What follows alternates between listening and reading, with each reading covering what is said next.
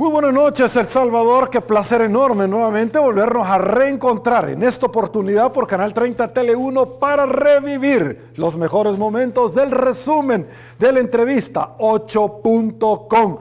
Los alcaldes que nos acompañaron el día lunes son Zacate, Suchitoto, Joco Haití, que estuvieron con nosotros analizando temas de coyuntura, de actualidad. Analizamos, por supuesto, la ayuda que no ha llegado del FODES hasta el mes de abril. Analizamos, por supuesto, sobre la pandemia que vive nuestro país y los posibles recursos que podrían estar recibiendo en los próximos días, luego de la aprobación de la Asamblea Legislativa de un préstamo de más de 390 millones de dólares, una parte para el Ejecutivo y otra para los gobiernos locales y también para, por supuesto, el gobierno central. De esto conversamos, esto fue lo que nos dijeron. A continuación, se lo presentamos.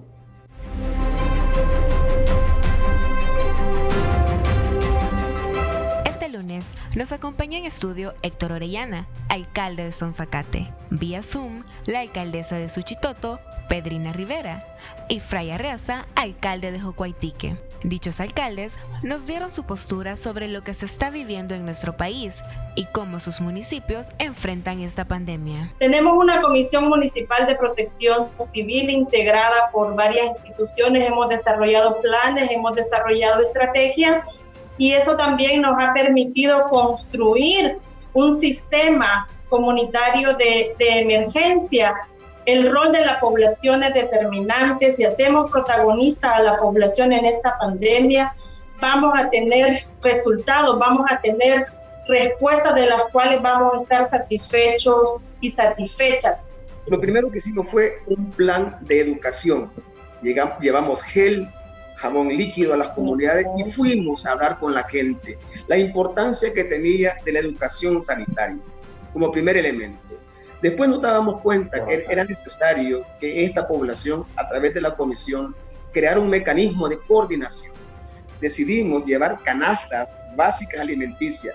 Hoy, hasta esta fecha, hemos entregado 2.400 canastas alimenticias compradas con fondos del gobierno municipal, de nuestro municipio. Inmediatamente pusimos 10 controles de seguridad sanitaria en el municipio. Pero no solamente era trabajar con la gente, también colocamos un punto de control a nivel mancomunado.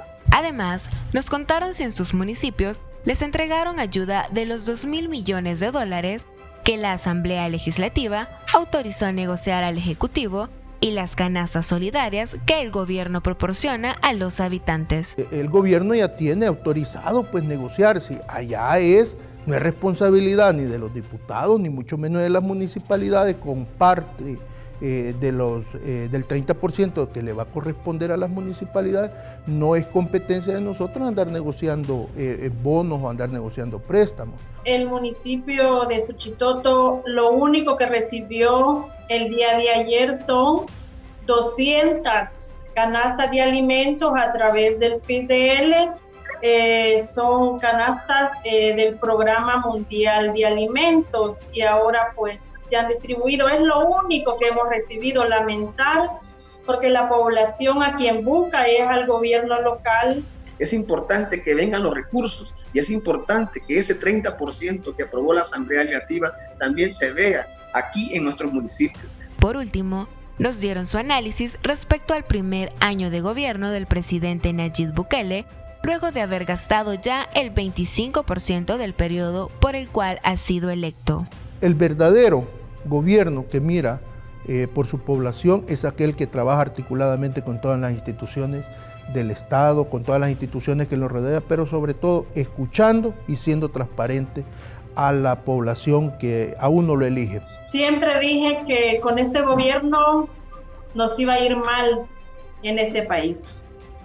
Se empezaron a desmejorar programas sociales fundamentales en este país, que fueron creados por políticas de gobiernos anteriores. Este año uno esperaba concertación, esperaba coordinación y esperaba descentralización.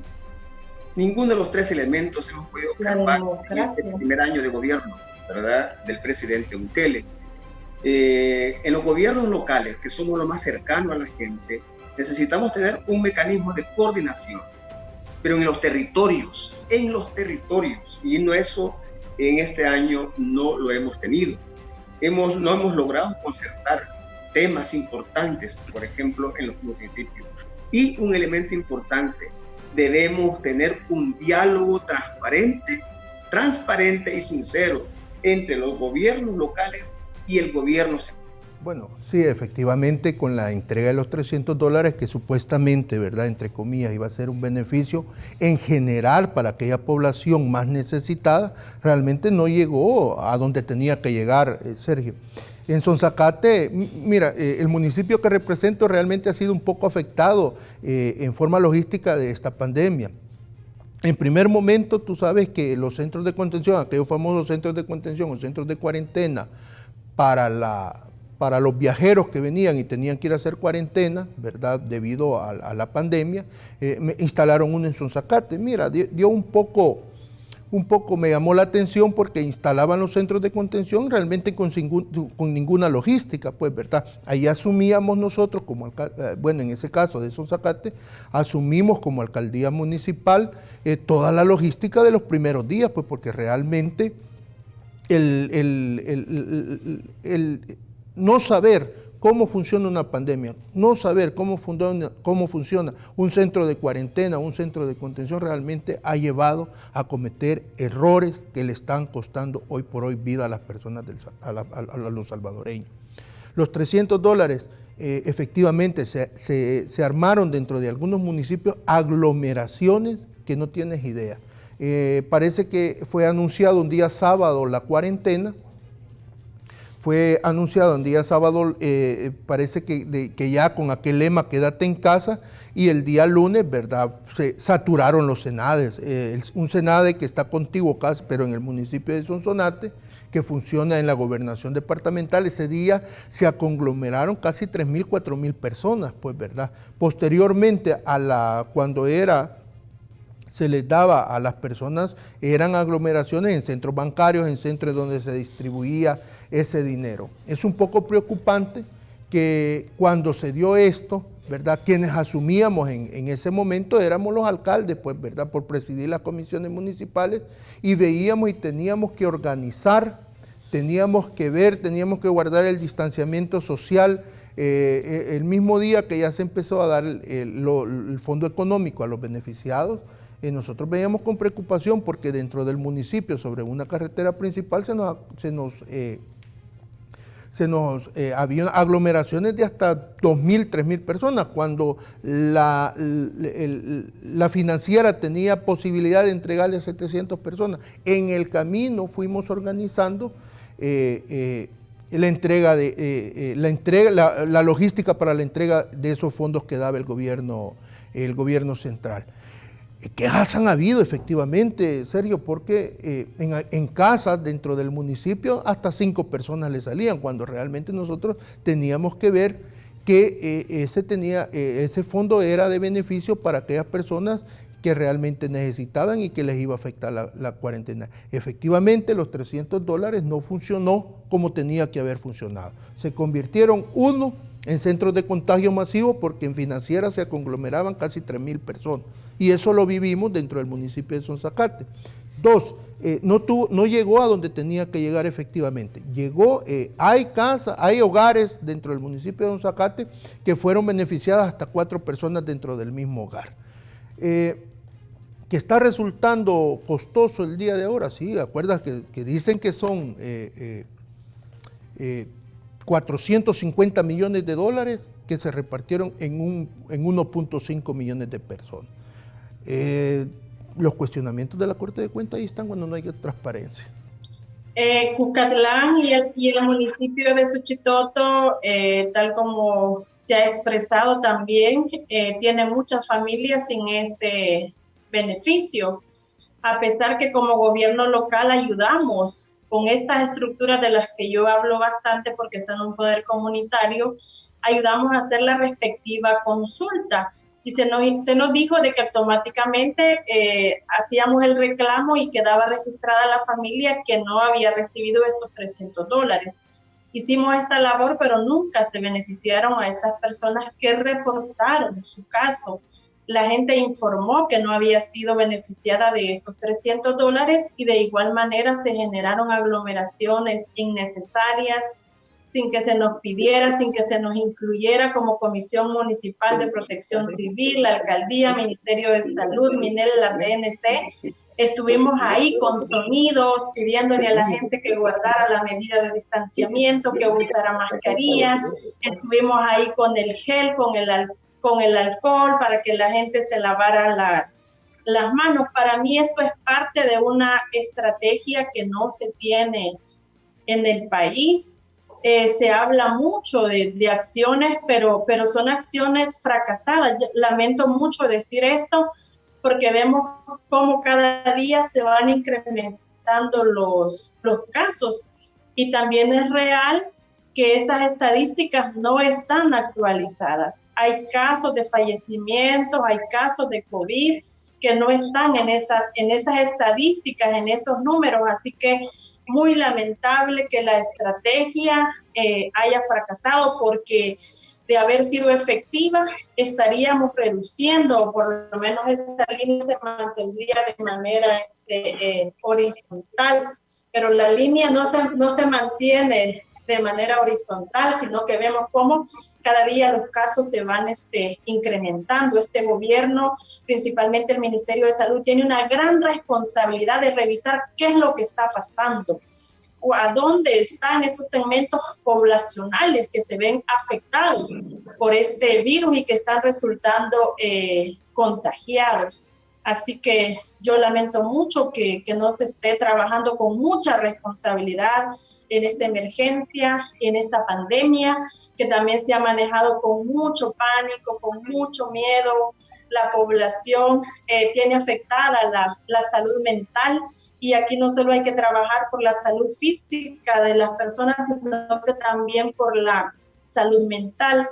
Y quiero aprovechar, Sergio, para introducir otro tema, y lo hago porque Suchitoto se ve seriamente afectada con el hecho de que para el mes de mayo no se les vaya a dar la pensión a los veteranos y veteranas. Yo sé que Ojo Haití, que comparte conmigo, en el país hay alrededor de 77,000 veteranos y veteranas, y qué lástima que desde el momento en que se construyó el presupuesto no se haya dejado las pensiones para veteranos y veteranas del FMLN y también de la Fuerza Armada. Son hombres y mujeres que participaron en la guerra civil de la década de los 80. Hay una ley que también habla de otros beneficios.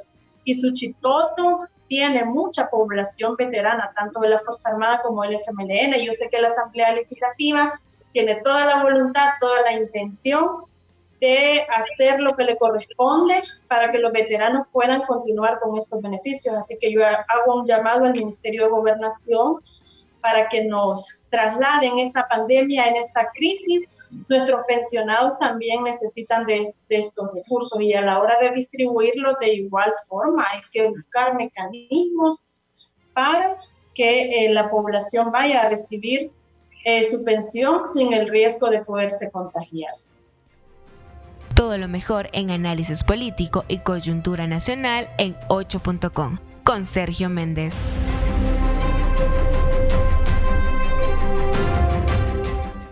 El día martes nos estuvieron acompañando Gustavo Acosta y Anabel Belloso, ambos diputados del partido FMLN al interior de la Asamblea Legislativa. Estuvimos analizando los diferentes decretos de emergencia que le han dado al Ejecutivo, también por supuesto las diferentes aprobaciones de fondos para la ejecución de esto, y haciendo un balance del primer año de gestión de la administración del presidente Nayib Bukele. Esto nos dijeron a continuación, se lo presentamos. Este martes nos acompañaron los asambleístas del partido FMLN, Gustavo Acosta y Anabel Belloso.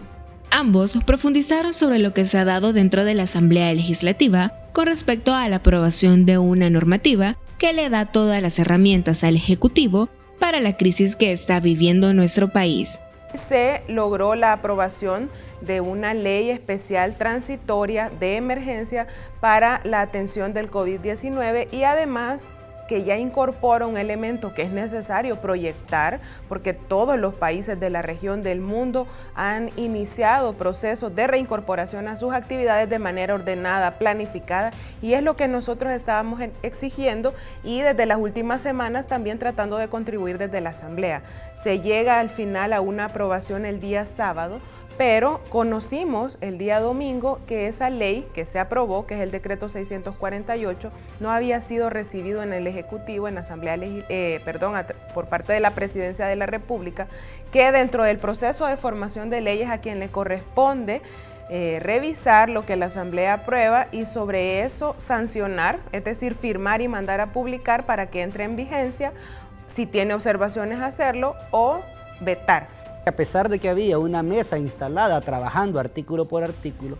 el presidente de Casa Presidencial y desde sus redes sociales se encargó de torpedear la negociación, de torpedear el acuerdo, ofendiendo, atacando a la Asamblea Legislativa, pasó de llamarnos asesinos, pasó de llamarnos ladrones y una gran cantidad de epítetos tratando de que nos levantáramos de la mesa.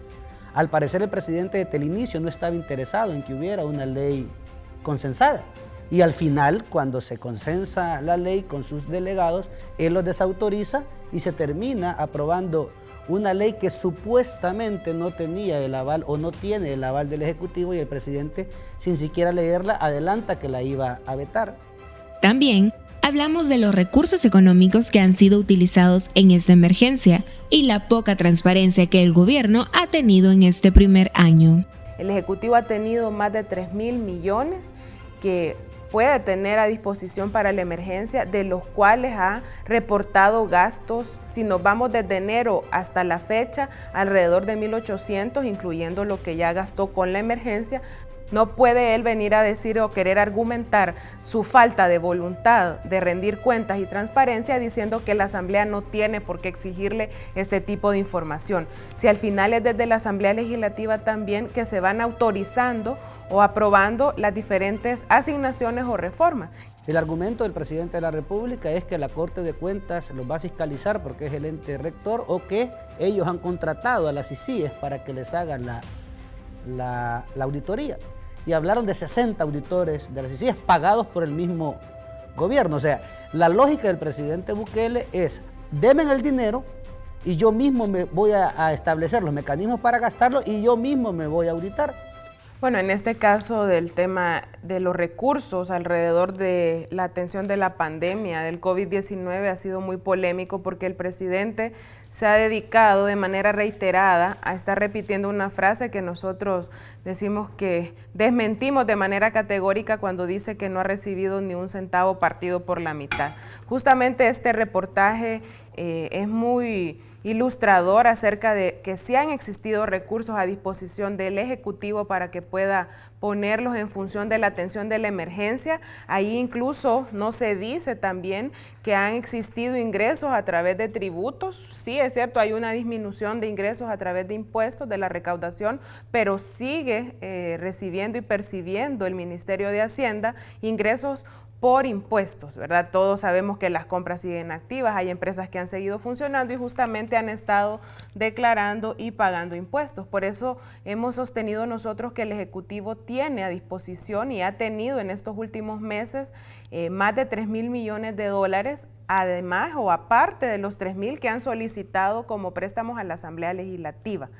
Estos fondos han sido ejecutados, según lo veíamos en el video, justamente distribuidos a través de un fondo que se denomina FOPROMID, que en su misma ley establece que se debe, o no se debe, mejor dicho, realizar el paso de aprobación de las transferencias de institución a institución, que por obligación debería hacerlo la Asamblea Legislativa. En este caso, como es en momentos de emergencia, ese paso queda anulado y el Ejecutivo tiene la libertad de hacer las transferencias a discreción. Por eso es importante y hemos remarcado el tema del acceso a la información, de la rendición de cuentas y la transparencia en el manejo de los recursos, porque solamente se tienen datos muy generales que no permiten ir al fondo de cómo se han ejecutado estos dineros, y además de ello se le suman cuestionamientos incluso que ya ha hecho la misma Corte de Cuentas sobre la poca transparencia en el uso de los recursos, y esto lo venimos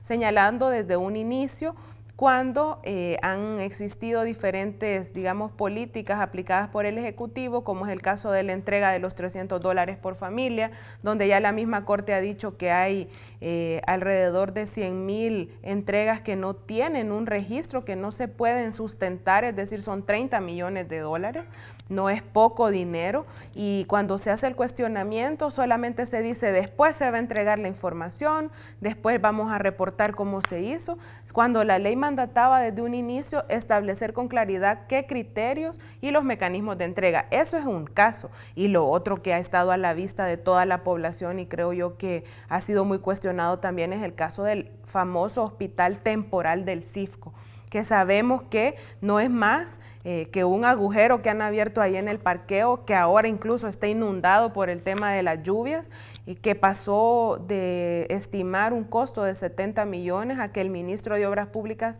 declarara que posiblemente iban a subir estos costos a 100 millones. El tema también que conocimos la semana pasada sobre un registro que estaba en Comprasal sobre una factura o digamos en la adquisición de los servicios de taxi, donde viajes que normalmente costarían un precio, ahí tenían sobreprecios de manera sobrevalorada, costos sobrevalorados. Es decir, el tema de los fondos, en primer lugar a la población hay que dejarle claro que han estado a disposición del Ejecutivo. El Ejecutivo ha tenido más de 3,000 millones que puede tener a disposición para la emergencia, de los cuales ha reportado gastos, si nos vamos desde enero hasta la fecha, alrededor de 1.800, incluyendo lo que ya gastó con la emergencia. Todavía ahí hay un diferencial que puede ser utilizado para el tema de las atenciones inmediatas en el caso de la emergencia, y por eso no es cierto cuando ellos dicen la Asamblea no nos ha dado. Para empezar, la Asamblea tiene un rol en el caso de los financiamientos y lo hemos cumplido mediante aprobaciones para que se le autorice al Ejecutivo negociar y buscar los fondos. Ahora esa fase ya está en manos del Ejecutivo y son ellos los que deben ir a buscar esos financiamientos. Y en la Asamblea Legislativa solamente hemos recibido 959 millones de peticiones. Por eso el domingo aprobábamos los primeros 389. ¿Y por qué hasta esa fecha? Porque el Ejecutivo, el presidente de la República, se ha negado a cumplir procesos y pasos, requisitos que la misma ley le obliga a cumplir, como es el caso, por ejemplo, en el financiamiento de los 2,000 millones, en el artículo 11 se le obliga a elaborar un presupuesto extraordinario que defina los destinos, los montos, con claridad de dónde va a ser las asignaciones, y eso hasta la fecha no ha sido presentado. Por eso es que a veces los pasos que lleva un proceso de financiamiento se ven detenidos, pero es porque el Ejecutivo no cumple las fases. La Asamblea ha venido de manera, responsable, dando respuestas a las peticiones, y en el caso de los financiamientos del dinero no ha sido la excepción, pero tampoco podemos obviar o pasar por alto lo que la misma ley mandata, y el presidente de la República está obligado a cumplirla y debe enmarcarse sobre esto para que este tema vaya avanzando. Pero se imaginan ustedes, solamente 959 han llegado a solicitar, tienen más de 2,000 millones que aún no han logrado ubicar, y que yo creo que el presidente de la República no dimensiona que con sus actitudes permanentes de confrontación, de desconocimiento a la institucionalidad, de incumplimiento a la ley y a la Constitución, lo que hace es incrementar el riesgo, el nivel de riesgo país, y que hace que los organismos internacionales, los bancos multilaterales, duden y piensen más de una vez si nos van a otorgar un financiamiento o no. Todo impacta, y esas acciones permanentes, irresponsables de parte del presidente de la República, obviamente también golpean fuertemente a la economía. Por ejemplo, cuando se anuncia que se va a endeudar o que se va a solicitar deuda por 3,000 millones, los bonos del país cae su valor y van a tocar si es que se logran colocar, pagar tasas de interés altísimas, que al final es deuda que todos y todas pues vamos a terminar pagando como salvadoreños y salvadoreñas.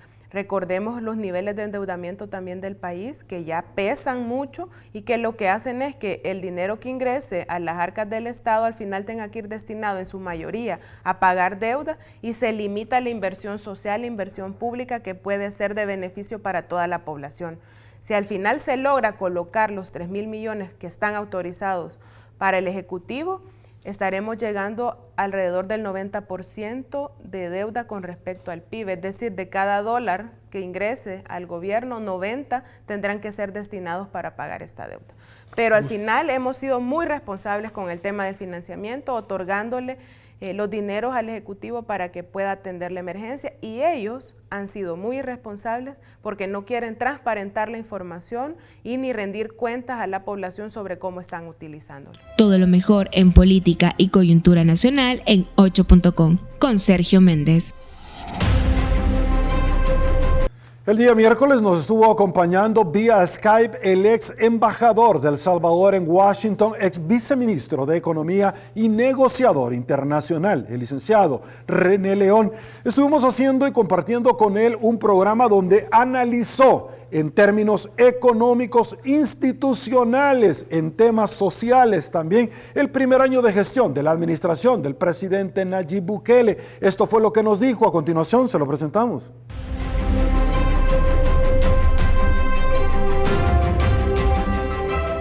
Este miércoles nos acompañó vía Skype René León, ex embajador de El Salvador en Washington.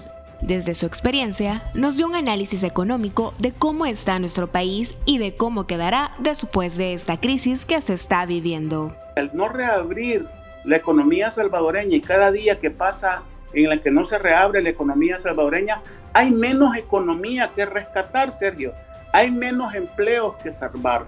Hay menos ingresos que proteger, hay menos actividad económica que proteger, porque las quiebras y los cierres, sobre todo de micros y pequeñas empresas, va a ser desafortunadamente en un número muy alto.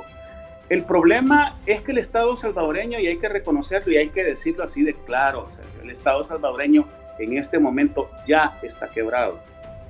El Estado salvadoreño, el gobierno, está en bancarrota, ¿verdad? Y esa bancarrota se va a ir haciendo cada vez más grande. Y el gobierno va a tener que echar mano a medidas que no nos gustan. Va a tener que echar mano a un aumento del IVA, va a tener que echar mano a un aumento de los impuestos a la seguridad, va a tener que echar mano a nuevos impuestos, Sergio. Va a tener también que reducir su gasto. Y eso es además más recesivo, porque si el gobierno no tiene recursos, los tiene que recoger a través de nuevos impuestos, aumentar el IVA, por ejemplo, 3, 4, 5 puntos, que lo va a tener que hacer el gobierno. Lo que va a pasar, Sergio, es generar más inflación y generar más recesión. Entonces, Sergio, sin un plan bien concebido y sin una estrategia bien concebida, con acciones concretas, ¿verdad? Con un plan ya no de ajuste estructural como los que habían en los 90s, sino que con un plan de estabilidad de la economía salvadoreña, de resiliencia de la economía salvadoreña y de sostenibilidad y recuperación de la economía salvadoreña, Sergio, todas estas medidas tomadas aisladamente nos van a ir metiendo en un hoyo cada vez más profundo. Así es que creo que el gobierno tiene que tomar en serio esta labor titánica, esta labor que prácticamente va a requerir un milagro para que no nos lleve a un hoyo del cual no podamos salir, y en vez de andar dando declaraciones absurdas y echándole más leña al fuego, echándole gasolina al fuego, porque cada vez que sale un ministro, cada vez que sale el mismo presidente de la República dando este tipo de declaraciones, lo único que hace es echarle leña al fuego, echarle gasolina a una situación que donde verdaderamente el país ya está en llamas, Sergio. Nos dio su punto de vista de cómo el gobierno de El Salvador está reaccionando ante esta crisis y lo que está generando en la población. Creo que los únicos que no ven con mucha preocupación el futuro económico de El Salvador es el gobierno y su gabinete, ¿verdad? Que ellos siguen empecinados en su cuarentena.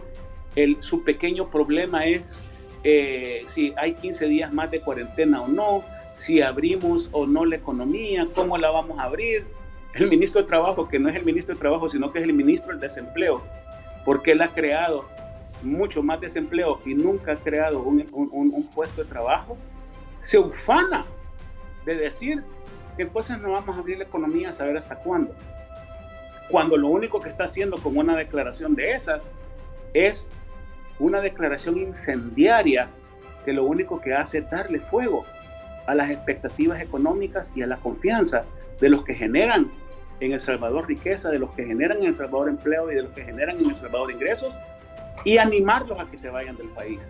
Creo que hay una mentalidad cortoplacista, hay una mentalidad de que todo es político, ¿verdad? Ni siquiera todo es pandemia, no, todo es político. Voy a ver cómo me afianzo en el poder, cómo salgo fortalecido de poder, cómo fortalezco el poder y creo las condiciones para que en las elecciones de febrero del 2021, con elecciones o sin elecciones, ¿verdad?, yo me convierto en un presidente más poderoso. ¿De qué nos va a servir tener un presidente totalmente poderoso, Sergio, con una economía en ruinas, con una economía humeante, porque agarró fuego la economía? No nos va a servir de nada, Sergio. También hablamos de cómo está la economía internacional y cómo nos afectará a los salvadoreños. La economía de los Estados Unidos tiene un desempleo en este momento superior al 20%, sin contar a inmigrantes indocumentados, como son muchos salvadoreños que están en este país. En pocas palabras, Sergio, cuando tenés en la economía de los Estados Unidos 43 millones de estadounidenses que han aplicado al seguro del desempleo, tenés una tasa superior al 20% de desempleo, cuando en comparativo, antes de que la pandemia estallara, tenías en Estados Unidos una tasa de desempleo de tan solo 3.5%. Ahora tenés, insisto, más de 20%. El impacto que esto tiene en los niveles de ingreso de los salvadoreños es enorme, porque recordémonos que las remesas significan casi el 20% del Producto Interno Bruto de El Salvador. Entonces, por el lado de la economía mundial y específicamente la recesión de los Estados Unidos, nos viene un ramalazo, Sergio, enorme.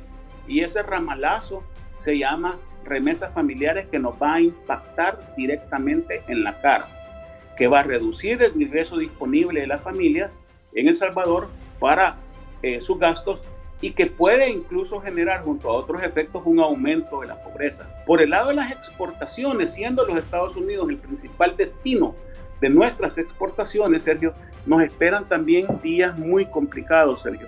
Nos esperan días muy complicados porque nuestras exportaciones a Estados Unidos, que está en recesión económica, van a bajar porque la demanda de nuestros productos va a bajar. Eso significa menos ingresos por exportaciones en El Salvador, menos empleo. Bueno, Sergio, definitivamente se ha cumplido un año del gobierno del presidente Bukele, un año en el cual creo que se inició muy bien, se arrancó muy bien, con mucho entusiasmo, pero también con mucho optimismo, con mucha certidumbre de parte del sector privado. Yo tuve la oportunidad de intercambiar opiniones al inicio de este gobierno con varios grupos empresariales que asesoro en El Salvador, con varios empresarios con los que tengo bastantes años de tener amistad. Y básicamente había mucha confianza en que el gobierno del presidente Bukele iba a generar un clima de negocios, un clima de inversión que era muy favorable para que los empresarios privados invirtieran en El Salvador. Este entusiasmo llevó, creo yo, a un cierto boom al principio de los primeros 6 meses de la economía salvadoreña. La economía salvadoreña, al finalizar el 2019, creció 2.1%, apenas un crecimiento económico todavía muy pequeño. Sin embargo, había mucha confianza en que este crecimiento económico podría aumentarse y volverse sostenible con el presidente Bukele. Creo, Sergio, que el momento en que esta percepción de positivismo y de optimismo cambia, Sergio, es en el momento en que suceden los hechos del 9 de febrero. Es el momento en que se quiebra la confianza del sector privado, de los inversionistas privados, de las compañías multinacionales que tienen inversiones en El Salvador importantes, y cuando hay una amenaza de romper el orden institucional en El Salvador, cuando hay un allanamiento de la Asamblea Legislativa de parte de fuerzas militares y de la policía, con la presencia del presidente Bukele y él amenazando de apretar un botón si él quería en ese momento, supongo que era para generar un autogolpe de Estado, eso derrumbó completamente la confianza y las expectativas positivas que el sector privado, que inversionistas privados y empresas multinacionales extranjeras que están en El Salvador tienen. Ahí ya hubo un cambio de actitud, de percepción, de evaluación de lo que era el ambiente para invertir en El Salvador y para hacer negocios en El Salvador. Y esto básicamente, Sergio, se vio agravado, obviamente, por la pandemia y las medidas sanitarias que tuvieron que tomarse con la pandemia, específicamente con la cuarentena, con la inauguración de centros de contención, con básicamente apagar los motores de la economía, la mayor parte de motores de la economía, por grandes sectores económicos de El Salvador que todavía incluso se mantienen paralizados. Y esto llevó en primer lugar, Sergio, a cambiar las expectativas de crecimiento económico para este año. A finales de abril estaba hablando el Fondo Monetario Internacional que la economía salvadoreña iba a decrecer, se iba a contraer 5.4%. Estuve hablando con un buen amigo mío del Fondo Monetario Internacional que hace proyecciones para el Fondo Monetario Internacional y, Sergio, me di cuenta que ya el Fondo Monetario Internacional la semana pasada, para finalizar el mes de mayo, había pronosticado o estaba estimando un decrecimiento de la economía salvadoreña de 6.2%, es decir, una contracción, creo que en la época de los acuerdos de paz, la contracción más fuerte que ha tenido la economía salvadoreña o que va a tener la economía salvadoreña, y ciertamente lo que se avisora en el futuro, Sergio, es la crisis económica y social más grande de El Salvador en la historia. Desafortunadamente, hay circunstancias, como te digo, que tienen que ver con fenómenos que no controlamos, como el fenómeno de la pandemia, pero hay otras circunstancias que lo han empeorado, ¿verdad? El evento del 9 de febrero empeoró el panorama económico de El Salvador y lo que lo ha terminado de rematar ha sido esa desobediencia, digamos, esa no atención de las resoluciones de la Sala de lo Constitucional y esa eterna tensión y esa eterna, divisionismo que hay entre el Ejecutivo, la Asamblea Legislativa y la Corte Suprema de Justicia, que ha generado una incertidumbre que va a ser más profundo y más dolorosa, desafortunadamente, la caída económica del empleo, de los ingresos que El Salvador está teniendo, Sergio, en este momento. Todo lo mejor en análisis político y coyuntura nacional en 8.com con Sergio Méndez.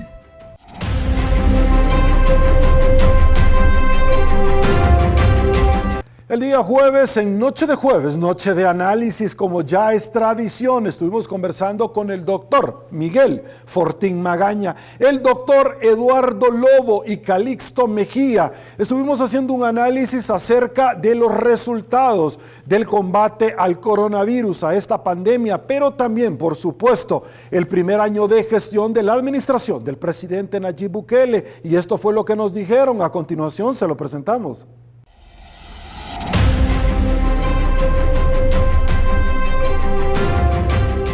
Este jueves tuvimos nuestra noche de análisis con el doctor Miguel Fortín Magaña, vía teléfono Calixto Mejía y el doctor Eduardo Enrique Lobo, quien nos acompañó vía Skype. Abordaron el balance de gestión del primer año de gobierno del presidente Nayib Bukele y la falta de transparencia. Ha habido un desconocimiento absoluto de la ley. Desconocimiento en el sentido de que sí conoce, pero que le importa muy poco. Es decir, que no le hace caso a la ley. No le hace caso a la Asamblea Legislativa, no le hace caso a las tenues reprimendas que le pueda dar la Corte Suprema de Justicia. La frase del presidente, cuando en su discurso de toma de posesión, que aseveró que lo que se venía, por lo que había que estar preparado, es para la medicina amarga. Fue como una especie de maldición, ¿verdad?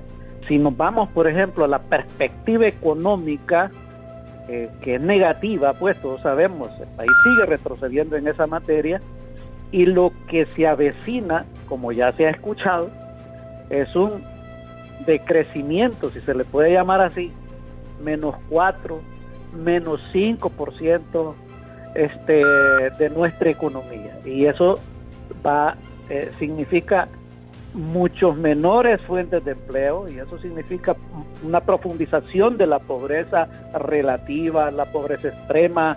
Eso significa entonces un deterioro de la calidad de vida. También analizaron la no presentación de un reporte concreto de los fondos invertidos y cómo el gobierno ha manejado la pandemia de COVID-19, así como los estragos que está dejando en la población salvadoreña. El manejo de la pandemia ha sido fatal. Creo que el manejo de las tormentas está siendo terrible. Creo que todo es una visión política. Él habla de que necesitaba que no sé para qué, porque ya a estas alturas no tiene sentido, pero que necesitaba una cuarentena estricta por 15 días. En el nombre de Dios, y este surumbo, ¿qué cree que hemos tenido pues durante más de 60 días? O sea, 73 días ya, ¿y qué cree que hemos estado teniendo? El manejo ha sido desastroso y el responsable directo ha sido el gobierno. A mí me parece fatal que haya habido un señor que se haya ahorcado en un puente y haya dejado un rótulo diciendo que se ahorca porque no aguanta el hambre. Han enterrado una cantidad de personas. La alcaldía de San Salvador dice haber enterrado a 104 personas con COVID. Y ojo con estos señores. ¿Sabían ustedes, realmente lo vuelvo a repetir, pero sabían ustedes, por si alguien no lo ha oído, que el gobierno ya no está haciendo pruebas de COVID? Y ya colapsó el sistema de salud. Entonces a las personas con COVID positivo inclusive, y a las personas que tienen síntomas, se les manda a la casa. Tienen su registro a propósito porque es lo que ocupa para manipular a la asamblea y a la opinión pública. Hay que decirlo, este gobierno ha sido, por mucho, el peor gobierno de la historia. Estamos en un real desastre en el cual por lo menos que me hubieras dicho, mira, es que se salvaron miles de vidas o ayudamos a que no se propagara el virus. Eso no es cierto. Lo que sabemos ahorita es que los mayores infectados son reos, Policía Nacional Civil, militares y personas que trabajan en los hospitales. Todos a cargo del gobierno. Es que el gobierno fue el responsable de propagar esta enfermedad, de socavar la democracia, de destruir la economía. Vamos a salir adelante con o sin él, y eso básicamente lo que significaba es que por los desaciertos que se han tenido en el manejo de esta crisis de salud, tienen la responsabilidad y también la obligación con el país de hacer todo lo que esté a su alcance para monitorear, para controlar que los recursos se estén destinando para lo que se ha aprobado.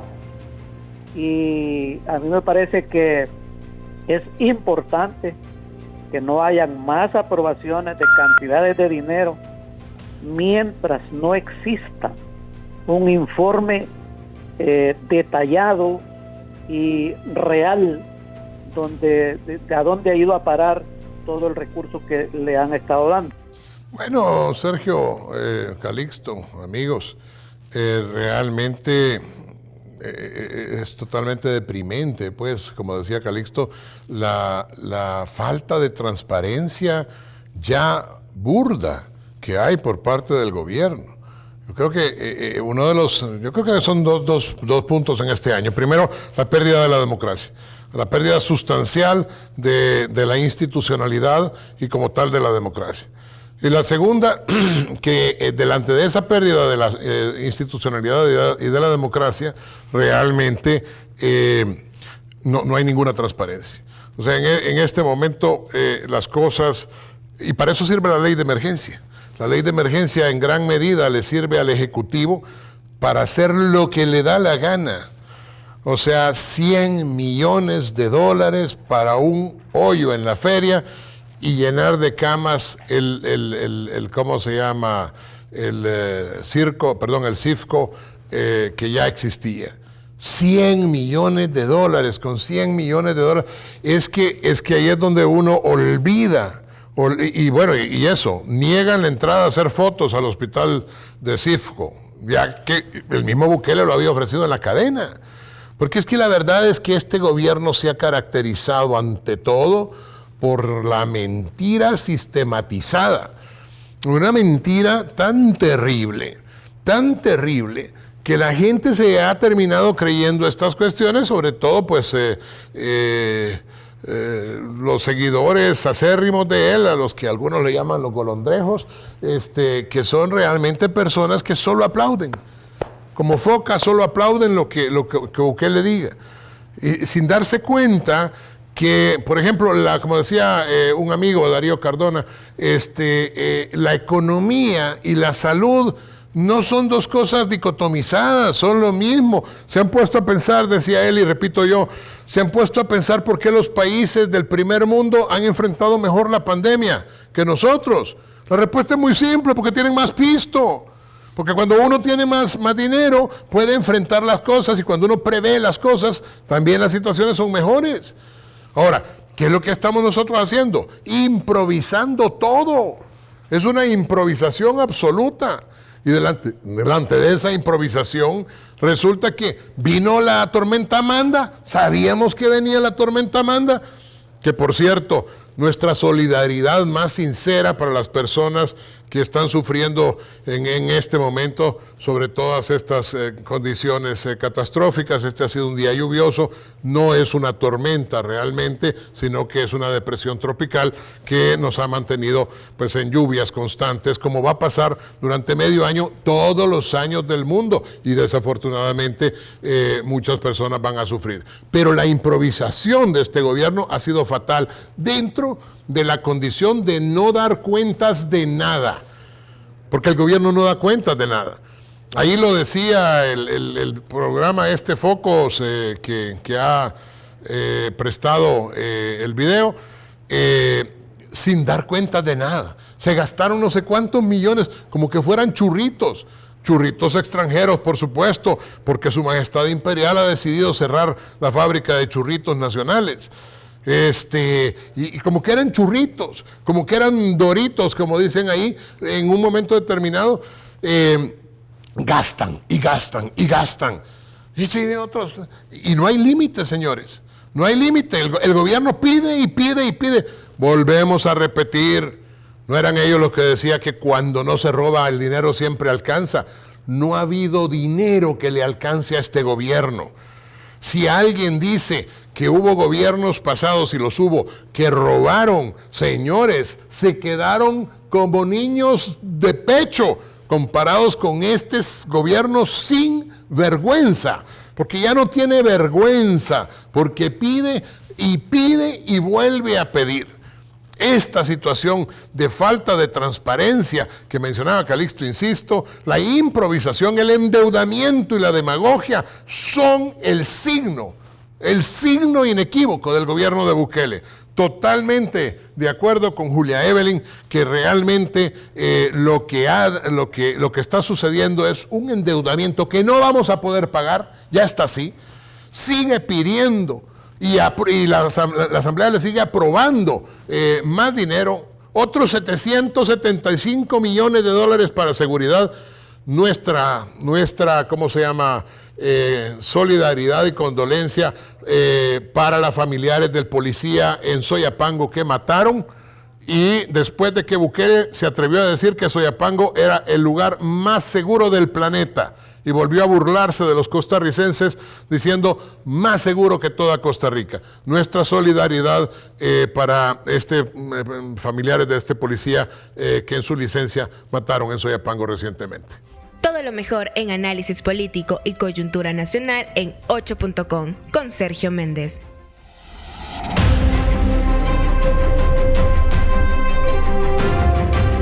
Y es así como llegamos hasta el día viernes, señores, con este resumen.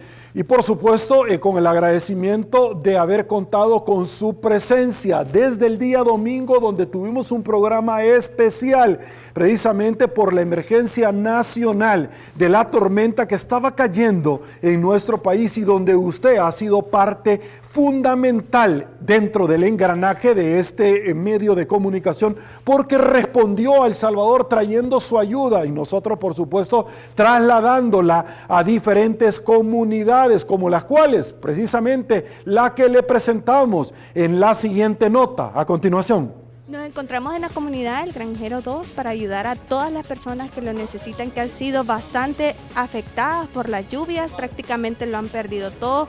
Sumémonos a esta causa, como jóvenes ustedes nos pueden contactar, Facebook, AGES, recuerden que somos una organización de jóvenes que estamos ayudando a todas las personas que lo necesitan, que han sido afectadas por las lluvias. Bueno, este día hemos venido a hacer un donativo de ciertos víveres y un poco de alimentos que hemos tenido a bien recolectar como organización, como un grupo de organizaciones que nos hemos unido, la fraternidad, y también nos hemos unido con Asociación de Jóvenes Estudiantes El Salvador. También queremos agradecer a mucha gente que atendió el llamado en nuestras redes sociales para poder donar. Hemos venido acá a la comunidad del Granjero 2 de San Salvador, una comunidad que se ha visto bastante afectada y que hemos tenido a bien poder recolectar un poco de cosas y un poco de lo que la gente también ha querido donar. Así que les agradecemos a mucha gente de Santa Ana, microempresarios también que se sumaron, como siempre, a la ayuda que desde nuestras redes sociales nosotros realizamos en nuestras organizaciones. Así que queremos agradecerle a toda la gente que atendió el llamado para poder ayudar a esta gente que ha sido bastante afectada en estos tiempos por la tormenta Amanda. Pues pueden sumarse, nosotros estamos en contacto constante con toda la gente que nos sigue a través de nuestras redes sociales, pueden buscarnos en nuestras redes sociales como Acción Solidaria AGES, ahí nosotros estamos posteando constantemente, si quieren ponerse en contacto con nosotros pueden hacerlo a través de las redes sociales y decirnos, miren, nosotros tenemos ropa, queremos donar económicamente si ustedes así lo deciden o si ustedes ya tienen decidido donar ciertos víveres o ciertos artículos de primera necesidad que ustedes creen que serían necesarios para estos tiempos, pues nosotros tomamos a bien recolectarlos y poderlos entregar a las comunidades que han sido afectadas. Y bueno, es así como llegamos al final de este resumen de lo mejor de 8.com, la cual esperamos que haya sido de su agrado, que hayan revivido cada uno de los mejores momentos con una gran intensidad, por supuesto, y haber disfrutado todos los días, de lunes a viernes a las 8 en punto, por Canal 30, Tele1. Soy Sergio Méndez, así están las cosas hoy por hoy en nuestro país. Si le gustó el resumen, comente el resto de su vida. Será hasta una nueva oportunidad y una vez más que el Señor nos bendiga a todos.